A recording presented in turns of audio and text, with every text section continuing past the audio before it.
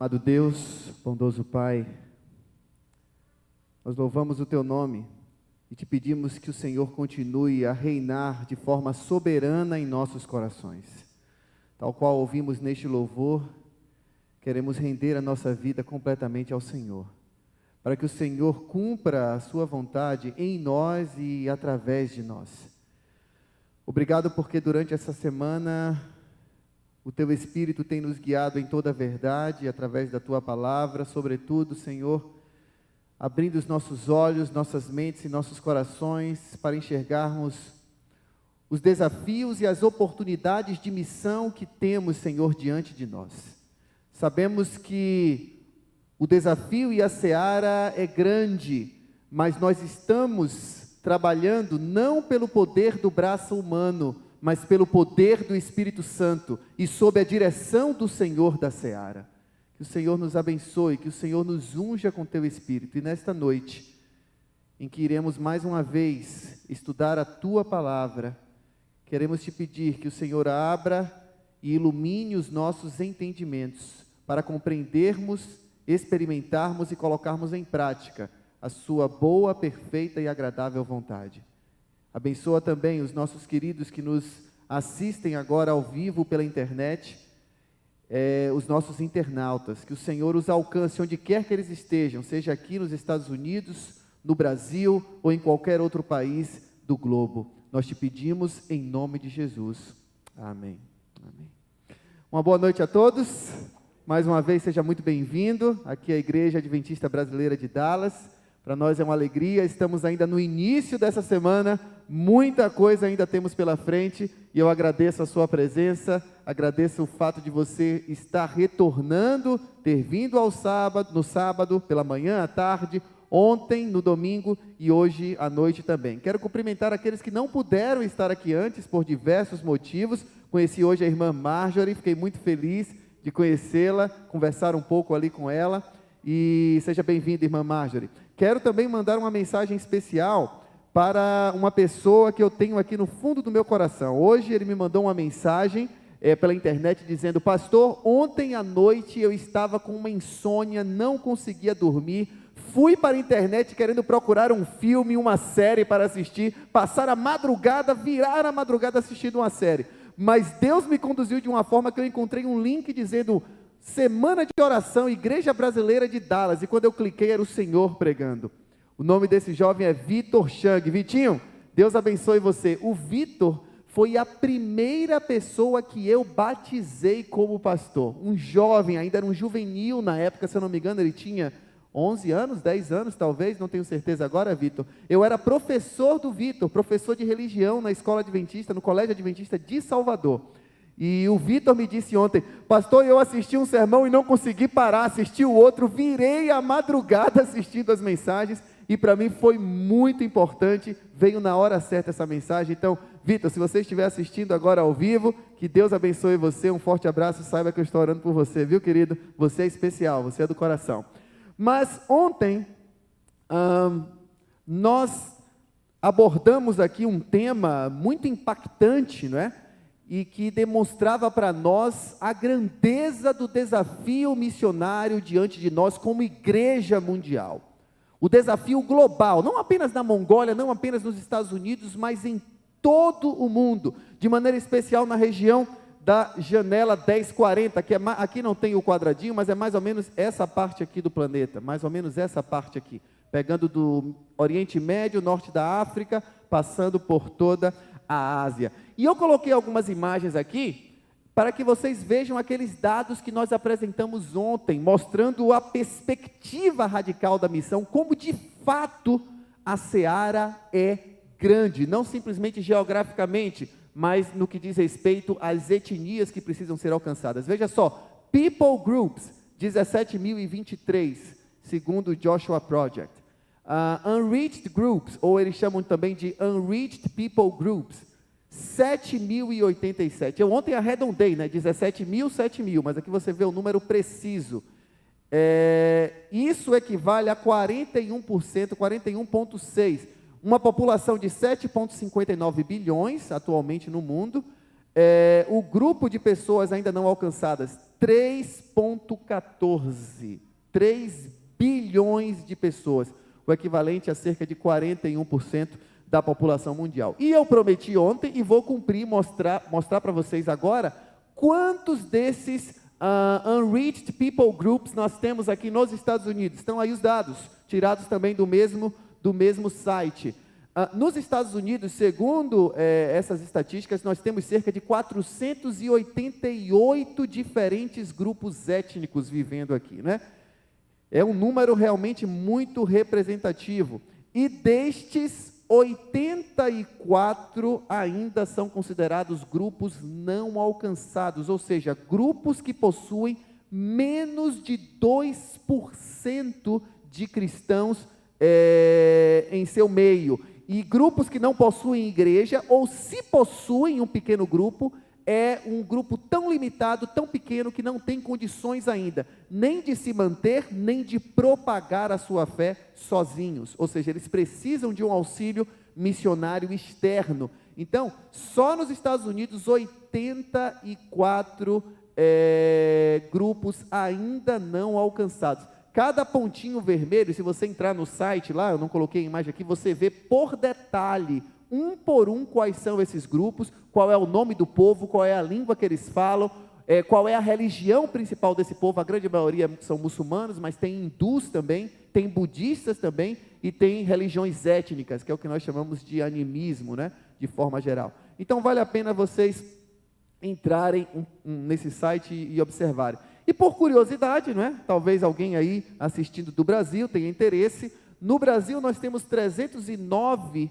grupos étnicos, um pouco menos, né, do que aqui nos Estados Unidos, e 31 grupos ainda não alcançados. Basicamente são grupos na região do norte do Brasil, tribos indígenas. A grande maioria desses são tribos indígenas. E o maior desafio, a maior barreira missionária, sem dúvida, é a barreira linguística, porque muitos desses povos sequer possuem uma escrita. Então, mesmo que você queira traduzir a Bíblia para aquele idioma, nem sequer existe escrita daquele idioma, ou seja, as pessoas realmente não são alfabetizadas, não há uma tradição escrita, toda a tradição é transmitida de forma oral. Então é um trabalho de gravar a Bíblia no idioma, em áudio, então é um processo realmente bem complicado. Então, queridos, diante desta realidade que nós vimos ontem, a pergunta essa é uma missão impossível? O que vocês acham? Será que temos uma missão impossível diante de nós? É uma missão fadada ao fracasso? Bem, eu gostaria de convidar vocês a abrirem as suas Bíblias, primeiramente em Isaías, no capítulo 43, Isaías capítulo 43, vamos ver o que Deus fala a respeito de si mesmo e a respeito da missão que nós temos hoje a cumprir. Isaías capítulo 43, versos 10 ao 13. Isaías 43, versos 10 ao 13, diz assim, na minha versão, a Almeida Revista e Atualizada, diz assim: vós sois as minhas testemunhas. Eu quero abrir um parêntese rapidamente aqui. Não sei se tem alguém aqui que é advogado ou trabalha com direito. Eu acho uma nobre profissão. Inclusive, eu lembro que, quando adolescente, até pensei em fazer direito. Acho assim um talento incrível, né? Trabalhar lutando pela justiça. Mas eu percebo que algumas pessoas, alguns cristãos, eles não são advogados de formação, mas querem ser advogados de Deus. Parece que querem defender Deus, sabe? É como se Deus precisasse de guarda-costas, né? Às vezes existe essa discussão no Brasil. Hoje em dia tem muita polêmica dessa questão de comunidades LGBT, fazendo peças de teatro, colocando Jesus como travestis, ou enfim, um transgênero, ou coisa desse tipo. Toda essa discussão hoje ideológica, política. E alguns cristãos, eles se irritam com isso e na internet ofendem, chegam a xingar outras pessoas, e eles querem defender Deus. Por que não? E como, sabe, parece os discípulos tentando proteger Jesus das crianças, né? Mas eu nunca vejo a Bíblia dizendo que Deus precisa de advogados para defendê-lo. Deus não precisa de advogados para defendê-lo. O que Deus precisa é de testemunhas. Testemunhas que reflitam e compartilhem o seu caráter com outros. E é isso que a Bíblia diz: vós sois as minhas testemunhas, diz o Senhor, o meu servo a quem escolhi, falando do povo como um todo, para que o saibais e me creiais e entendais que sou eu mesmo, e que antes de mim Deus nenhum se formou e depois de mim nenhum haverá. Eu sou o Senhor e fora de mim não há o Salvador. Verso 12, importantíssimo. Eu anunciei salvação, diz o Senhor, realizei-a e o quê? E a fiz ouvir. Perceba que tudo aqui está totalmente teocêntrico, completamente centralizado na pessoa de Deus. O ser humano aqui nem sequer aparece. Eu anunciei salvação, realizei-a e a fiz ouvir. Deus estranho não houve entre nós, pois vós sois as minhas testemunhas, diz o Senhor. Eu sou Deus, ainda antes que houvesse dia, eu era, e nenhum há que possa livrar alguém das minhas mãos, pois agindo eu, quem o impedirá? E eu faço agora um link desse texto com o texto que está registrado no Evangelho de Lucas, capítulo 18, verso 27. Respondendo a uma pergunta dos discípulos, Jesus disse: os impossíveis do homem são possíveis para Deus. De fato, a pregação do Evangelho a todo grupo étnico, a toda etnia, a todo povo, a toda tribo, língua, nação, no sentido bíblico da palavra, seria uma missão impossível, se ela fosse uma missão humana. Se a missão estivesse sob total responsabilidade e gerenciamento nosso, como igreja, como seres humanos, certamente essa missão seria impossível. Não foi à toa que a primeira mensagem, ou melhor, a última mensagem que Jesus deixou com os seus discípulos, antes de ascender aos céus, foi: aguardem na cidade, pois descerá sobre vós poder, e só então eles poderiam sair a pregar. Essa não é uma missão humana, e eu quero nesta noite trabalhar com vocês o conceito bíblico de missão, conhecido também como missio Dei. Esse é um termo latino, missio Dei. Normalmente, quando a gente fala de missão, a gente automaticamente acessa um estereótipo que está na nossa cabeça. E eu gosto dessa questão de estereótipos, eu acho isso interessantíssimo. Vocês querem ver como os estereótipos estão presentes aí dentro da nossa cabeça e a gente nem sequer se dá conta deles? Eu vou dizer uma palavra agora, você não tem a mínima ideia qual é a palavra que eu vou dizer, na mínima. Pode ter certeza que eu apostaria aqui $1 milhão que eu não tenho, com você, se você tiver, eu aposto, né, no zero. Mas eu tenho certeza que você jamais vai imaginar a palavra que eu vou falar agora. Mas quando eu disser a palavra, sem nenhum tipo de preparo seu, porque eu não combinei isso com ninguém, em menos de 1 segundo virá uma imagem na sua cabeça. Menos de 1 segundo, eu garanto a você. Menos de 1 segundo, você não precisa pensar. Você pode dizer assim: eu não vou pensar, a imagem vai surgir. É muito mais rápido que o Google, muito mais rápido. Seu cérebro é uma máquina impressionante. Eu vou dizer essa palavra e vai aparecer uma imagem na sua cabeça. Quer ver? A palavra é... Opa, expectativa. A palavra é surfista. Surfista. Veio ou não veio uma imagem na sua cabeça agora? Veio? Não é mais ou menos assim. Um homem, normalmente vai ser um homem, você não pensou numa mulher, dificilmente você pensou numa mulher, um homem, ok? Cabelos mais ou menos longos, meio loiros, né? Cara meio forte, provavelmente com a tatuagem assim no braço, né? Que fala: e aí, brother, e tal, com aquele estereótipo de não quer nada com a vida, talvez aí use drogas. Não é mais ou menos assim que as pessoas explicam? Pode ter alguma variância, né? Mas, em geral, essa é a imagem que as pessoas têm. Agora, todo estereótipo é verdadeiro? A grande maioria das vezes não. Por exemplo, eu sou um surfista. Vocês conseguiram agora perceber o contraste da imagem, fora ser forte, cabelos longos, né, que é compatível? Mas o restante não tem nada que ver. Então, nem sempre os estereótipos refletem a realidade. Quer ver uma outra palavra? Quando a gente fala assim, olha, crente, qual é a imagem que normalmente vem à cabeça das pessoas? Talvez a sua não, porque você já conseguiu superar um estereótipo. Mas na maioria das vezes, quando se fala em crente, qual é a imagem que vem na cabeça das pessoas? Um homem ou uma mulher com a Bíblia debaixo do braço. Uma pessoa normalmente o quê? Chata. É ou não é verdade? Esse é o estereótipo que as pessoas têm. Uma pessoa chata que condena os outros, está o tempo inteiro, olha, com o dedo em riste, procurando erros dos outros, e que normalmente vive uma vida hipócrita, porque julga aquilo que na realidade também é culpado, normalmente. Esse é o estereótipo, mas eu te pergunto, todo crente é assim? Você é assim? E eu não sou assim, graças a Deus. Eu me lembro que quando eu comecei a estudar a Bíblia, eu ficava às vezes olhando da janela, assim, vendo umas pessoas passar para a igreja, eu não era da igreja ainda, passando para uma outra igreja, uma igreja que tinha lá perto da minha rua, não era a igreja adventista, mas por motivos étnicos, por motivos éticos, eu também não vou falar o nome dessa igreja. Era uma igreja pentecostal, e as pessoas passavam, e elas passavam com a Bíblia debaixo do braço, com a cabeça baixa, mas assim, sabe, o rosto, o semblante carregado, mal-humorado, fechado, não me dava um bom dia. Eu pensava assim, mas...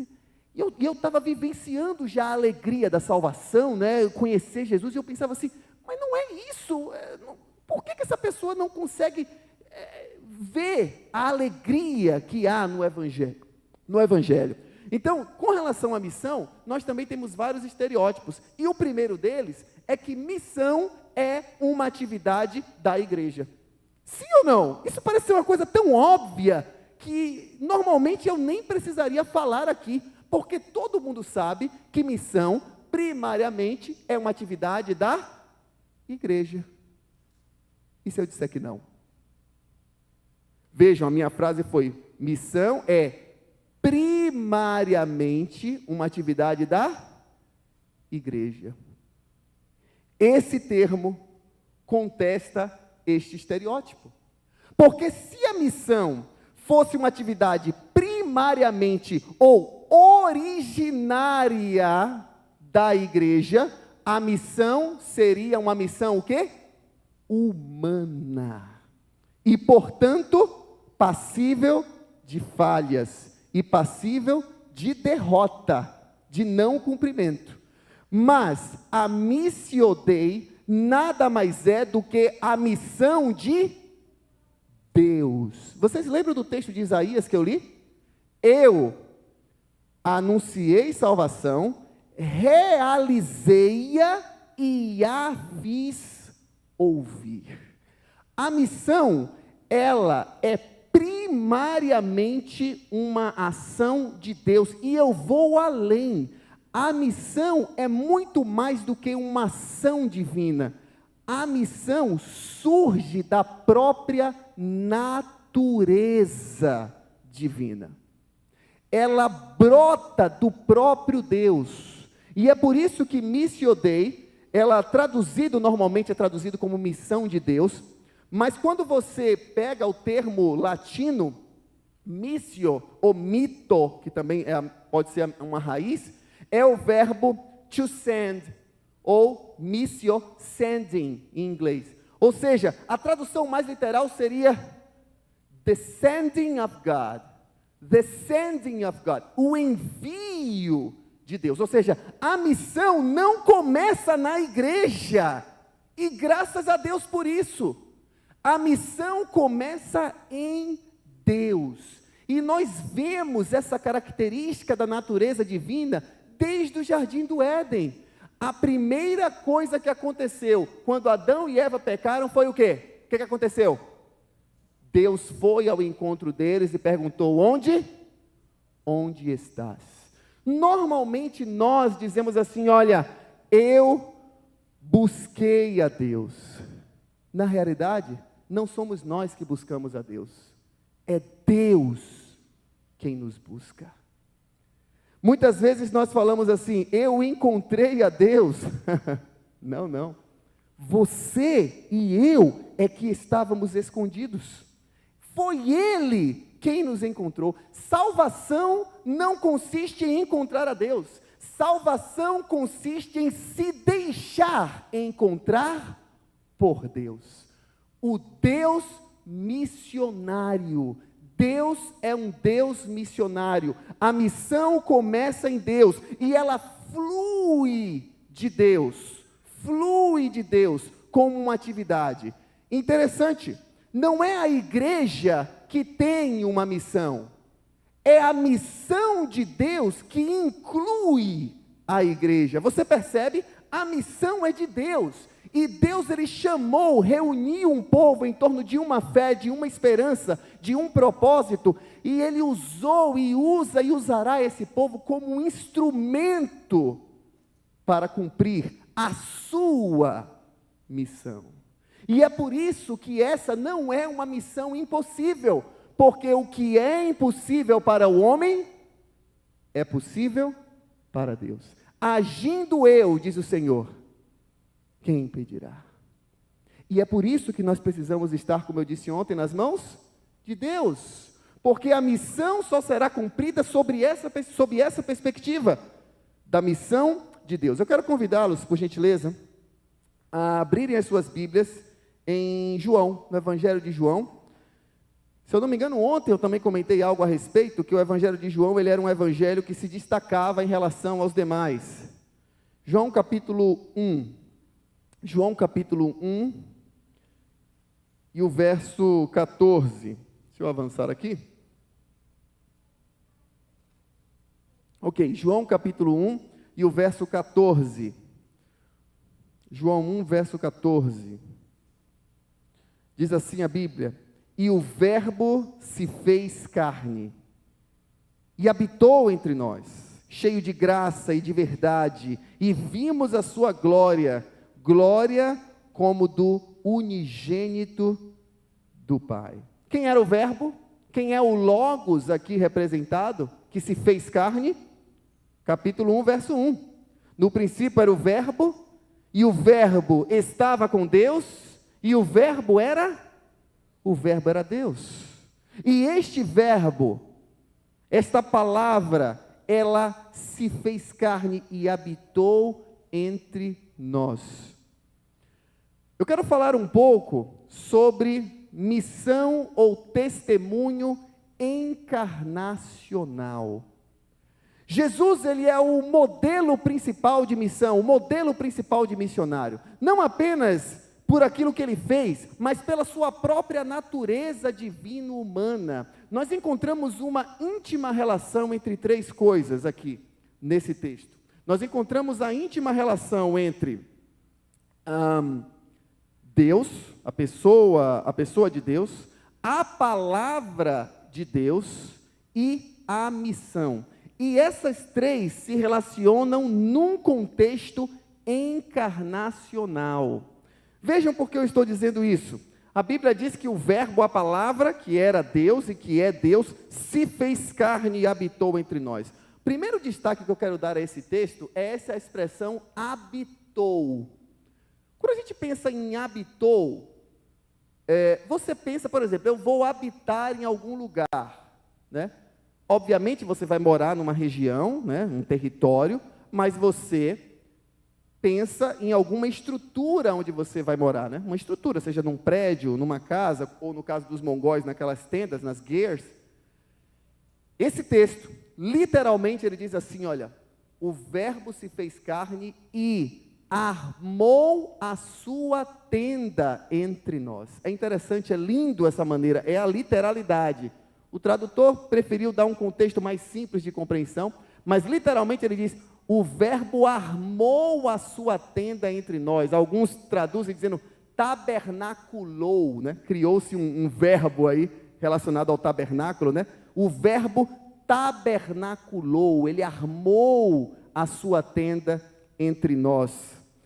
E vimos a sua glória. essa expressão, ver a sua glória, é muito importante, porque, pegando essa relação com o santuário, que é um assunto extremamente interessante para nós, eu quero lhe chamar a atenção para um detalhe do santuário hebreu, o antigo santuário hebreu. Vocês lembram que o santuário ele tinha diversas coberturas, correto? Diversas coberturas.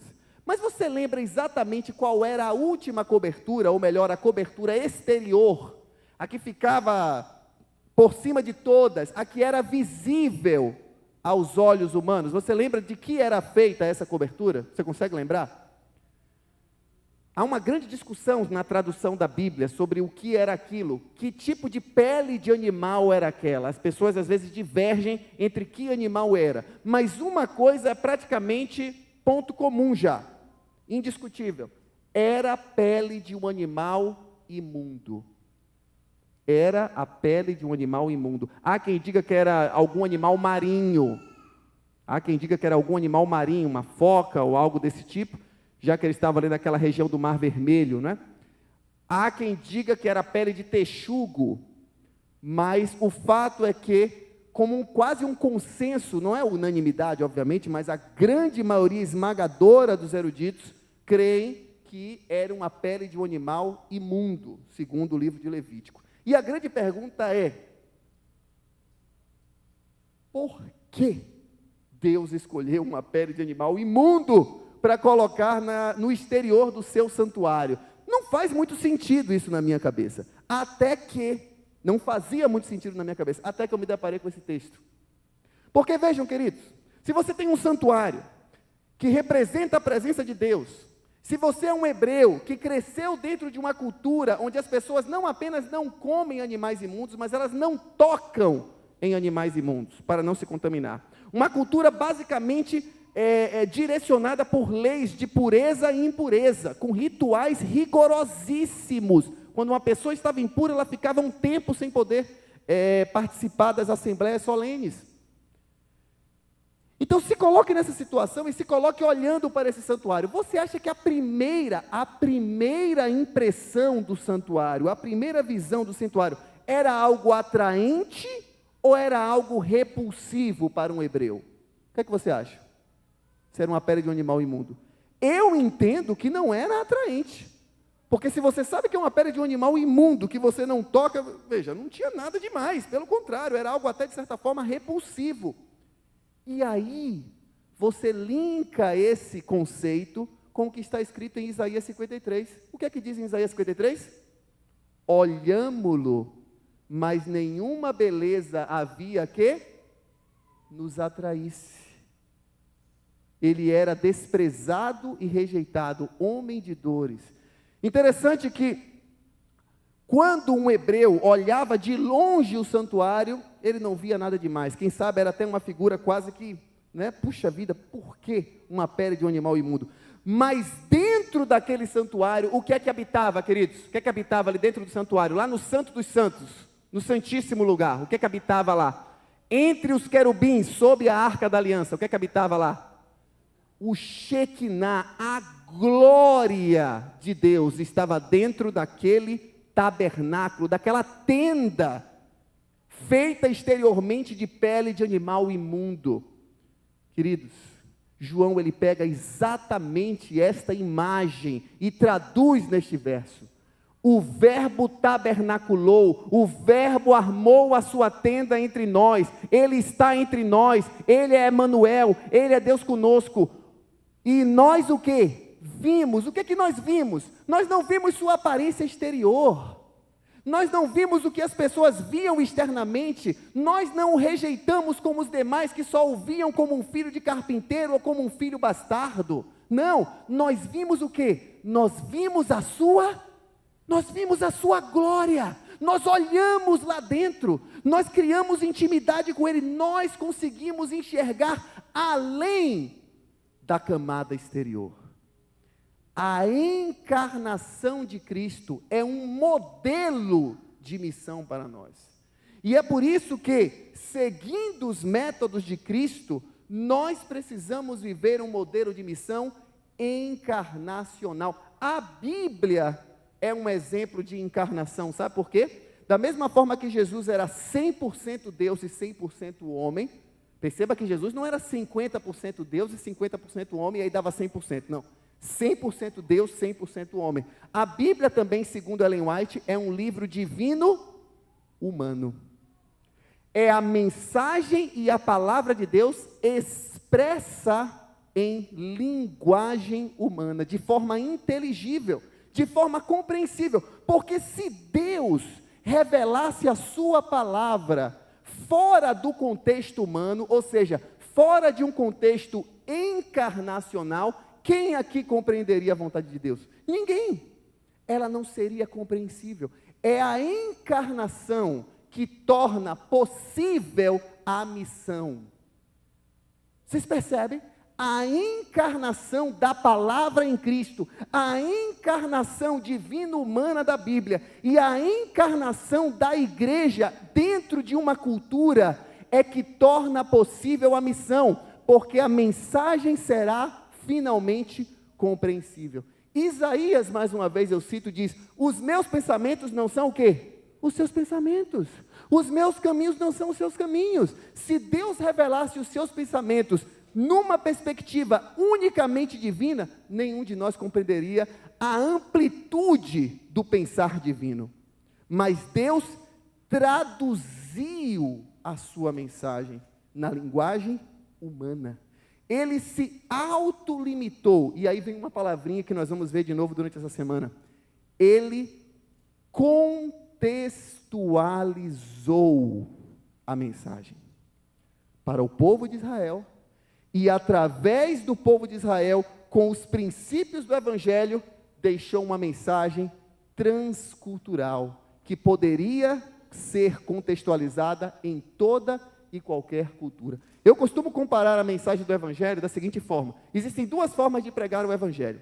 Uma, a ilustração é a seguinte: você pega uma árvore que já está plantada, uma árvore crescida, arranca essa árvore do solo com raiz e tudo, transplanta essa árvore para um outro lugar e a planta. Isso normalmente é como as pessoas fazem missão. Elas arrancam uma árvore do jeito que está e colocam do outro lado. Mas sabe o que muitas vezes acontece com essa árvore? Ela não está adaptada àquele solo. Aquele solo é diferente do outro. Aquele solo não tem os mesmos nutrientes. Aquele solo não tem a mesma fonte de água. Aquela temperatura, o ambiente não é igual. Se eu tirar uma árvore daqui dos Estados Unidos e levar para a Mongólia, eu garanto a você que não dura 2 dias durante o inverno. 2 dias. Ela não está adaptada. Ela não é contextualizada. Mas o Evangelho não é isso. O Evangelho não é uma árvore pronta. O Evangelho é uma semente. É uma semente que precisa ser plantado em diferentes solos. E se você pegar essa semente e plantar num determinado solo, a semente vai se alimentar daquele solo. Não do solo do missionário que a trouxe, mas daquele solo onde ela está plantada. Ela se nutrirá do solo, ela crescerá, ela se adaptará, ela se fortalecerá diante das intempéries do clima.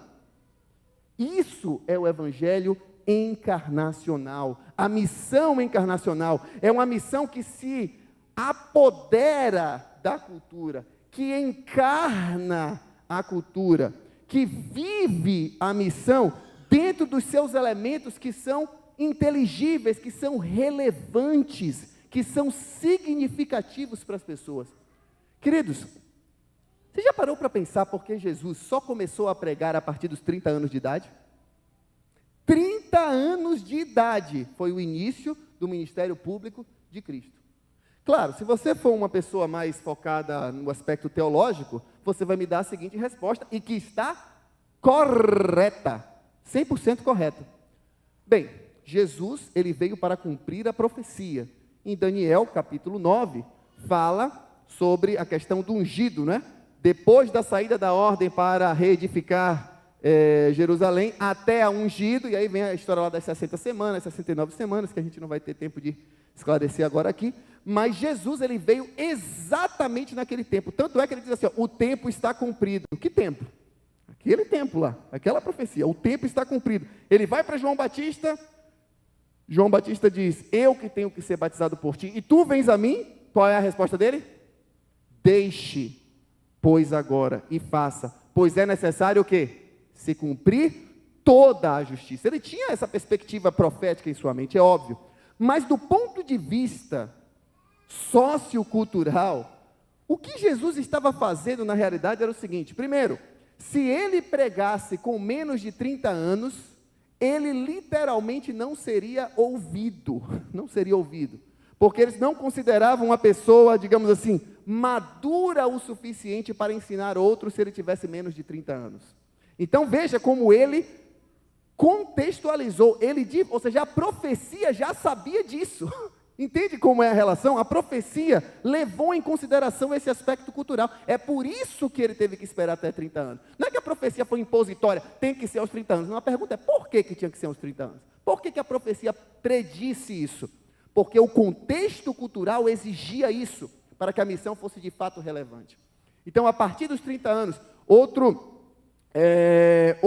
detalhe, Jesus durante 30 anos estava aprendendo as relações culturais, os aspectos políticos, o dia a dia, as necessidades das pessoas, observando. Vocês que são bilíngues, ou trilíngues, ou poliglotas, e aprenderam pelo menos uma segunda língua, sabem que um dos aspectos mais importantes em language learning é o listening. Quanto mais você ouve, ou o input, como alguns poliglotas falam, né? Tem o input e o output. Então, o input é quando você foca no listening e no reading.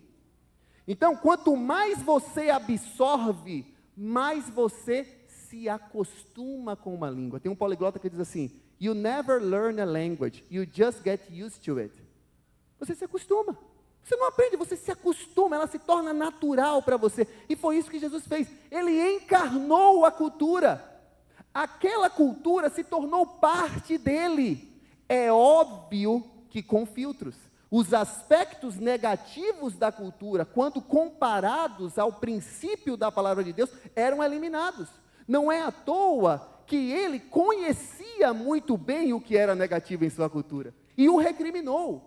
Alguns classificam Jesus como contracultural, mas veja, ele não era 100% contra a cultura. Senão ele não faria Páscoa, senão ele não esperaria até os 30 anos, senão ele não usaria muitos dos elementos culturais da época em suas parábolas. Então, queridos, esse é uma grande necessidade nossa, de encarnarmos a cultura assim como Cristo encarnou. Eu quero concluir lendo com vocês um texto que está no Evangelho de João. Por favor, onde você já está com o Evangelho de João aberto?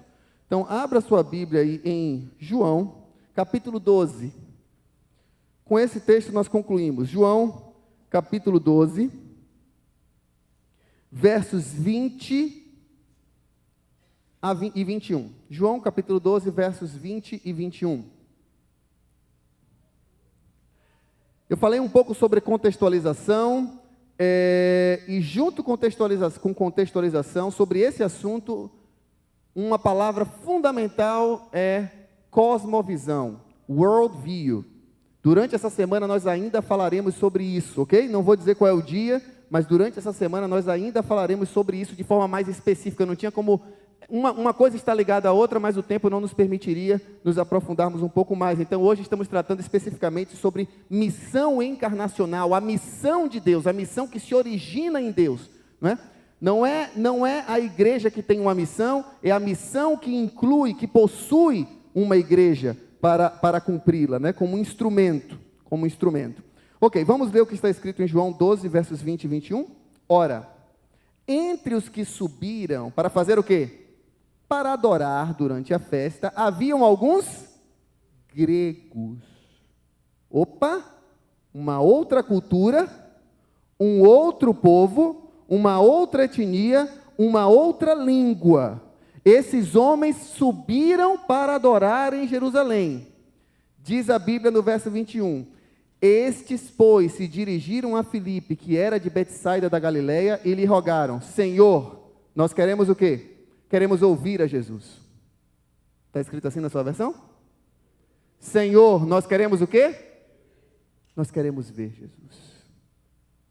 A gente passa por esse verso assim, ó. Que pedido fantástico. Principalmente vindo de gregos. Esse é o grande ponto. Principalmente vindo de gregos. Queridos, quem eram os gregos? Quem eram os gregos? As pessoas do mundo das ideias. Paulo, quando esteve em Atenas, a Bíblia registra dizendo que os gregos só tinham uma única ocupação: discutir novidades, discutir ideias, discutir pensamentos, filosofias. Um povo conhecido, reconhecido, com uma cultura que foi propagada durante o império de Alexandre o Grande, com o objetivo justamente de helenizar o mundo, a cultura helênica, a cultura das ideias, o império das ideias, o mundo abstrato, as teorias e as filosofias. Mas parece que esses homens estavam cansados disso. Parece que esses homens reconheceram que ideias, ideologias, filosofias não satisfaziam mais o seu coração. Parece que aqueles homens estavam dizendo que a razão não conseguiu cumprir a promessa de fazer um mundo melhor. E aqueles homens estavam tão insatisfeitos com tanta conversa, que eles disseram assim: olha, quer saber de uma coisa? Eu não quero ouvir, não. Eu quero ver esse homem. Eu quero ver se ele é de carne e osso. Eu quero algo real. Eu não quero abstrato mais. Eu não quero mais teoria. Eu não quero mais conversa. Eu quero realidade. Eu quero algo palpável. Eu quero algo que os meus olhos realmente contemplem, assim como João contemplou a glória do Senhor. E o texto continua dizendo no verso 13, que Felipe foi dizê-lo a André, e André e Felipe o comunicaram a Jesus. Bem, a tarefa dos discípulos nessa época parece que não foi tão difícil. Jesus estava ali. Simplesmente, André ali, numa parceria com Felipe, sua dupla missionária, comunicou a Jesus: olha, então vamos aqui está Jesus, você pode ver e tal.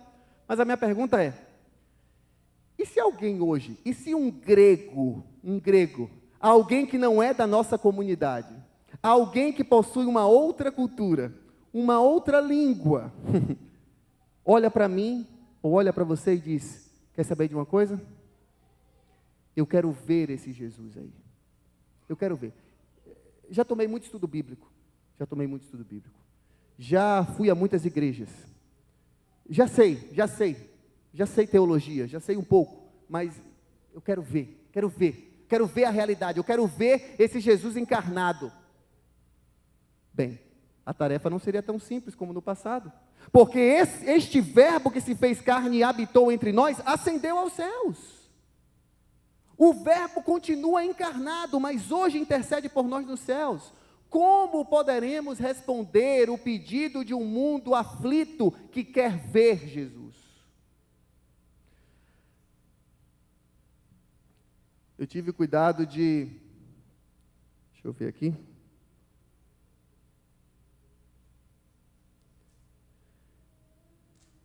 Eu tirei uma foto minha, exatamente antes de vir para a igreja. Está aqui, ó. Assim que eu coloquei a gravatinha, eu tirei essa foto lá, na casa da Jeane. Eu queria que alguém me ajudasse a segurar aqui o microfone, por gentileza. Não sei quem pode segurar aqui. É que eu preciso das duas mãos livres, por favor. Eu tirei essa foto aqui, não é uma foto muito boa de se ver assim antes de dormir. Talvez você tenha algum problema aí à noite, algum pesadelo. Mas me perdoem, tá? É a única foto que eu poderia tirar de mim mesmo. Não tinha como melhorar, né? Não deu para usar o Photoshop, então. Quando as pessoas olham para mim, o que é que elas veem? O que elas veem? Eu me pergunto isso quando eu estou na Mongólia. E era muito incômodo isso na Mongólia no início, porque você, como único estrangeiro, no meio de uma cidade de 1.500.000 pessoas, não é tão grande, mas é uma grande cidade, você se torna um ponto, sabe, vermelho no meio de um oceano branco. Todo mundo te olha dos pés à cabeça, te analisa, te avalia. Eu ficava pensando: meu Deus, o meu comportamento deve estar falando de mim. O que é que as pessoas veem quando olham para mim? Será que elas veem só um líder religioso que está trazendo uma religião estranha, uma religião estrangeira? Será que eles veem alguém que simplesmente comparam a cultura deles com a sua própria cultura e se julga superior a eles? Será que ele vê alguém que está chegando ali simplesmente querendo impor a sua própria visão, sem sequer ouvir o que eles têm a dizer? Como eles enxergam o mundo? E aí entra a cosmovisão que vamos falar nessa semana. Será que eles veem apenas um cara careca, Um cara de olho grande? Um cara que fala uma língua estranha? Como eles me veem? E eu tirei essa foto aqui, que agora esse vídeo agora me atrapalhou, mas deixa eu voltar. Deixa eu voltar aqui. Eu tirei essa foto lá na casa da Jeane, justamente para mostrar para vocês uma coisa. Quando a gente está com Deus, observem aqui, olha. E quando a gente se aproxima de Deus, quando a gente está nas mãos de Deus, coisas estranhas começam a acontecer conosco. Vocês já imaginaram se de repente eu aparecesse aqui na igreja com esse cabelo aqui, José? Você consegue ver aí? Não sei se o pessoal da internet está conseguindo ver, mas já pensou? Mas é isso. Quando a gente se aproxima de Deus e começa a viver uma experiência real com Deus, de fato coisas estranhas começam a acontecer. E as pessoas começam a notar essa diferença. As pessoas começam a perceber que você está mudando, que você não é mais a mesma pessoa que elas costumavam conhecer, que elas costumavam falar, e que algo diferente, algo sobrenatural está acontecendo. Eu não sei o que está passando na sua cabeça agora, nesse momento em que você percebe essa transformação meio louca acontecendo aqui com essa foto. Mas o que eu quero representar com ela, irmãos, é uma mensagem muito simples e direta. Obrigado. Vou dizer uma verdade para vocês agora. E vou dizer como alguém que não nasceu na igreja adventista. Vou falar agora com a perspectiva de alguém de fora, que tinha um estereótipo sobre o cristianismo de forma geral. Vem de uma família tradicional católica. Queria ser padre, por sinal, quando era criança, mas quando descobri que padre não podia namorar, desisti. Para a alegria da minha esposa. Brincadeira. Mas o que eu quero dizer para você é, as pessoas, elas não querem mais ouvir falar de Jesus. Sabia disso? Não querem. As pessoas, elas estão cansadas de ouvir falar de Jesus. Essa é a verdade. O que acontece quando alguém bate na porta de alguém aqui nos Estados Unidos ou lá no Brasil, dizendo assim, ó, bom dia, você tem um minuto para a palavra de Deus? O que as pessoas fazem? As pessoas dão mil desculpas, e muitas delas nem vão abrir a porta. Eu faço isso, você pode fazer isso. Por quê? Porque as pessoas já estão saturadas na realidade. É muita gente no mundo ocidental falando de Jesus. Na Mongólia, óbvio, as pessoas nunca ouviram falar de Jesus, mas eu quero ampliar ainda mais. As pessoas não apenas não querem ouvir falar de Jesus, elas estão cansadas de tanta conversa, cansadas de tanta teoria e que não combina com a prática. As pessoas não apenas não querem, pasmem, elas não precisam apenas ouvir falar de Jesus. Claro que elas têm que ouvir de Jesus, mas elas não querem, primeiramente, não querem, estão cansadas, então não é uma abordagem inteligente apenas falar de Jesus. Nós temos que ir além. As pessoas, sabe o que elas querem? Sabe o que as pessoas realmente querem? Sabe o que as pessoas realmente anseiam? Sabe o que as pessoas realmente precisam? As pessoas querem ver Jesus em nós. Essa é a única forma de atender o pedido dos gregos, porque este mesmo Jesus que encarnou e que estava ali para todos verem, todos tocarem, um Jesus real, é o mesmo Jesus que quer se manifestar na minha e na sua vida e em nossa igreja. É esse Jesus, a única forma das pessoas verem Jesus hoje, verem que Jesus transforma, verem que Jesus de fato é relevante, verem que Ele é uma pessoa real, é através de mim e você. As pessoas não querem apenas ouvir falar de Jesus, as pessoas não precisam apenas ouvir falar de Jesus, o que elas realmente querem, o que elas realmente precisam é ver Jesus em nós. E esse é o desafio da missão encarnacional. Não apresentarmos uma cruz vazia, mas apresentarmos um Salvador que morreu, ressuscitou e hoje vive eternamente para interceder por nós e vive através das suas testemunhas que o revelam ao mundo que deseja vê-lo, mesmo sem ter consciência disso. quando as pessoas procuram satisfação nas drogas, na vida promíscua, ou numa vida totalmente focada no materialismo, no fundo, o que elas querem é saciar uma sede que elas não sabem de onde vem. E essa sede é uma sede de alma que só pode ser saciada com a pessoa de Jesus. Eu quero fazer uma oração especial por todos aqueles que desejam viver essa missão encarnacional. Uma missão que não se limita apenas com palavras, mas uma missão que é representada através de uma vida coerente, uma vida transformada pelo Espírito e que é revelada através do seu dia a dia, em pequenos atos, em pequenos gestos. Eu concluo com uma história que aconteceu comigo. Amanhã eu vou colocar essa foto para vocês verem. Eu estava na Tailândia recentemente, estudando, e eu fui a um templo, uma área aberta, e havia uma estátua de um Buda deitado, que era maior do que a largura dessa igreja aqui, maior, um Buda deitado. Eu vou mostrar essa foto amanhã para vocês. Impressionante a cena, e eu cheguei ali e fiquei observando as pessoas, entregando flores, fazendo suas orações, incenso, aquela coisa toda, tirei umas fotos, e fiquei ali, eu não fico muito como turista, eu fiquei de longe observando, para que a minha presença não influenciasse o comportamento das pessoas, fiquei observando de longe. E de repente eu vi um monge chegando, um monge velhinho, e ele deixou ali sua sandália, como eu falei, né, tirou a sandália dos pés, se aproximou, fez seus rituais e tal, ofereceu um incenso, fez umas meditações e tal, e foi embora. E quando eu me toquei, ele havia esquecido as sandálias.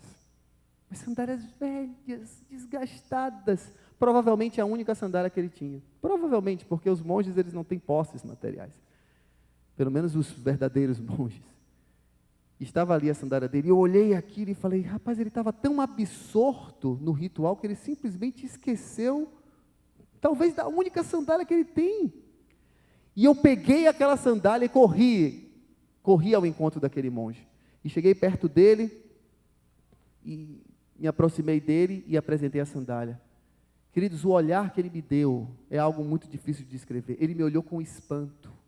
Ele me olhou com espanto, com aquela sandália nas mãos, como quem não conseguisse compreender que um ocidental, vindo normalmente de uma terra, de um território do mundo, onde a matéria vale mais do que as coisas espirituais, preocupado com as sandálias velhas de um anônimo monge. Ele pegou aquelas sandálias, olhou para mim, o seu olhar de espanto se transformou num sorriso, e sem dizer uma só palavra, ele juntou as mãos e me cumprimentou com um gesto chamado Uai. Né? Só que existem várias formas de fazer o Uai na Tailândia, e cada forma representa uma pessoa diferente que você está me cumprimentando. Nós tínhamos tido aulas disso na semana anterior, e eu sabia exatamente o que ele queria dizer. Ele me cumprimentou como quem cumprimenta um outro homem santo. Aquilo para mim foi marcante, irmãos. Ele não disse uma palavra, eu não disse uma palavra, mas certamente, no silêncio daquele gesto, aquele homem percebeu que havia algo diferente em mim. Talvez ele nunca tenha ouvido falar do nome de Jesus, mas naquele dia ele percebeu que alguém de fora trouxe um gesto que ele não esperava. Alguém trouxe uma mensagem que ele não esperava, sem palavras. Pequenos atos ordinários da vida podem revelar muito da fé que nós temos, do Evangelho eterno. Eu quero convidar você agora a se colocar em pé. Se você deseja de fato viver a missão encarnacional de Deus em sua vida, se você deseja ser usado por Deus como um canal de bênçãos, para que as pessoas possam não apenas ouvir falar de Jesus, mas para que elas possam ver Jesus em nós. Querido e amado Deus, louvado seja o teu nome. Nesta noite, Senhor, nós, através da tua palavra, entendemos que essa missão ela é possível, porque ela não depende de nós. Se dependesse de nós, sim, ela seria impossível para nós humanos. Mas essa é a tua missão. Essa missão faz parte da tua própria natureza, da natureza do próprio ser divino. Ela flui do ser divino em direção ao mundo que perece.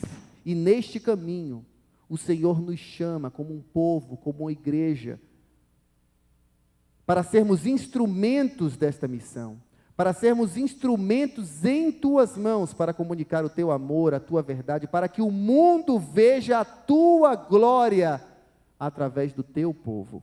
Que nós possamos seguir o modelo de Cristo, um modelo de missão encarnacional, um modelo que se doa, um modelo que se entrega, um modelo que compreende antes de querer ser compreendido, um modelo que ouve, um modelo que observa, um modelo que é sensível às necessidades humanas, um modelo que se contextualiza de acordo com o local, a cultura em que está, um modelo que torna a mensagem do Evangelho de fato relevante, impactante, significativa, compreensível e transformadora.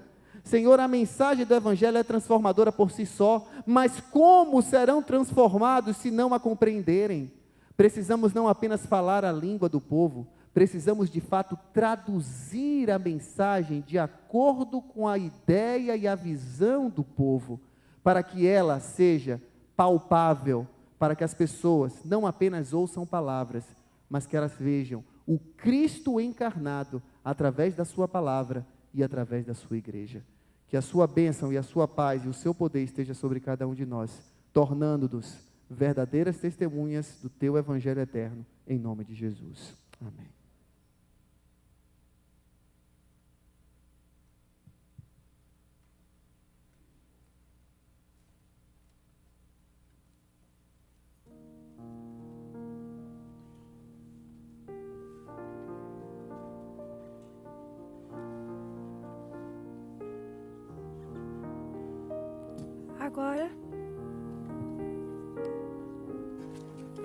Agora vamos terminar a nossa noite cantando Deus é tão bom.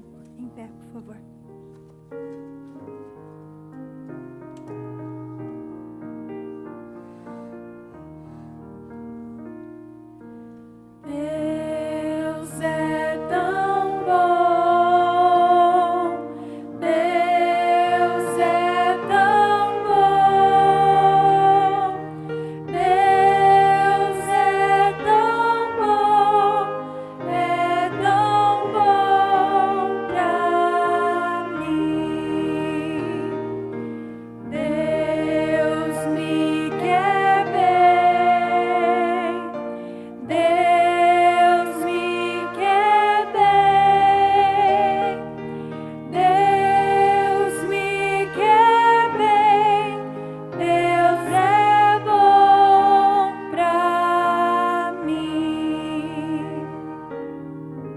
Agora eu gostaria que todos nós cantasse a capela, todos juntos. Deus me salvou, Deus me salvou, Deus me salvou, Deus é bom pra mim, Deus me sustém, Deus me sustém, Deus me sustém, Deus é bom pra mim. Deus é amor, Deus é amor, Deus é amor, Deus é bom pra mim.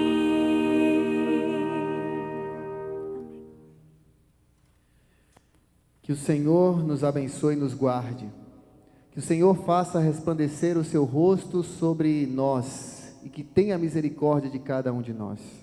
Que o Senhor levante sobre nós o seu gracioso e meigo rosto e que nos conceda a sua eterna paz, em nome de Jesus. Amém. Amém. Uma boa noite a todos. Possamos retornar em paz para os nossos lares e amanhã espero vê-los novamente aqui. Boa noite.